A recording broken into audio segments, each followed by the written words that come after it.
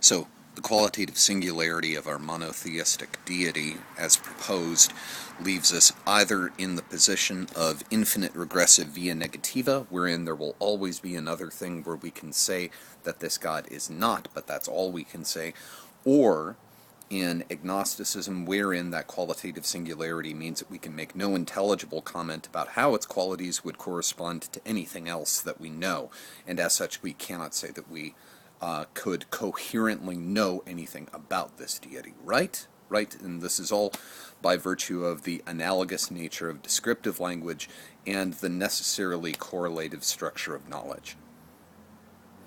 Except that language doesn't actually work that way. And knowledge doesn't necessarily work that way, certainly not exclusively. So far, we have been going about this by taking a look through the lenses of categorical knowledge or through analogous knowledge. And that's all well and good, and that is kind of the foundation of the Aristotelian tradition that most disciplined thought in the Western world is built on.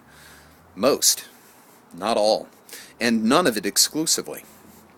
This is where things get a little interesting, because we have in language, in common language, not just formal language, a device wherein we make meaningful statements by describing a thing via what we know it is not.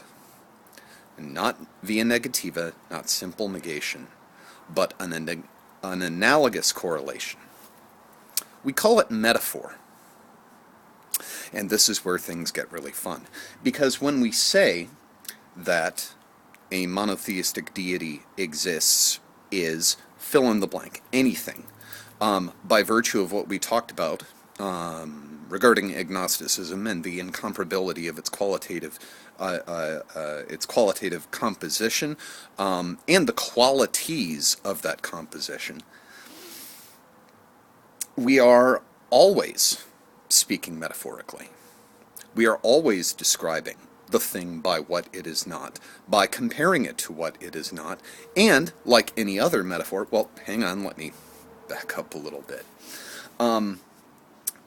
Metaphor is interesting in its epistemological structure. The shape of truth propositions by which it conveys a significant idea, or seeks to convey a significant idea. This is an old example, a wonderful example, my friend Sue, I stole this from her. She's been using it for years, and it's fantastic. A red rose is a falcon. Now, the propositional literalist will look at that statement and say, a rose is not a falcon. Falcons are not roses. See, their attributes are different. Their potentialities are different. Their structure is different. Everything about them, they're very, very different things. So no, I reject the proposition out of hand. A textual literalist, on the other hand, may be inclined to say, yes, that is true. A rose is a falcon. And then spend their days in fear of rose attacks, or try to protect small rodents or pets from swooping roses.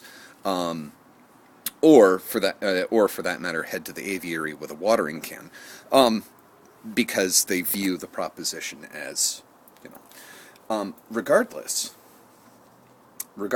the intended communication required a recognition of the falseness of this premise. The poem in question then goes on to compare the rose and the falcon to love, to attributes of love, and thus through recognition of a juxtaposition, that this is a juxtaposition that is being proposed, not an equivalency statement, exposit on attributes of love through the friction between the perceived attributes of roses and the perceived attributes of falcons. So, when I say God is one, I am speaking metaphorically. I have to be. It's not possible for me not to be, which does not mean that the statement is not true. It puts the statement in a range of truth proposition that is, in many ways, unlike the ones that we were assessing when we were kind of walking through the problems of agnosticism. And here we find an interesting way in which this problem of singularity kind of echoes off of contemporary philosophy. That while we can't necessarily, I'm not sure if I'm on board with saying that the truth proposition involved, the structure of truth proposition involved in this particular metaphor is also singular, by virtue of inheritance of trait. It's certainly uncommon. It's certainly a structure of truth proposition more complicated, more involved, requiring greater degrees and greater granularity of recognition of intended falsehood of equivalency in order to convey the intended message than we generally deal with on a day-to-day basis. The proposition God is, fill in the blank, or God is, period, is epistemologically profound by virtue of this singularity and by virtue of the problems of agnosticism. Along the way, this illustrates not a falseness in the epistemic underpinnings of agnosticism, but an incompleteness. And this is one of the reasons I love this question. I love this question of God. I love this concept, and think that regardless of your personal view on the truth value of it, it's well worth exploring, well worth entertaining, because we have already kind of shone some light on ways in which exploring this question illustrates problems regarding the way that we understand truth value, the way that we understand knowledge and knowledge claims, and the complexities of the structure of propositional language. We'll be getting to some of this a little bit more, and yes, we are going to be getting a little pomo here, a little, but don't worry, we are going to try to ground it back in some sort of personal suppositional license. So, here we go.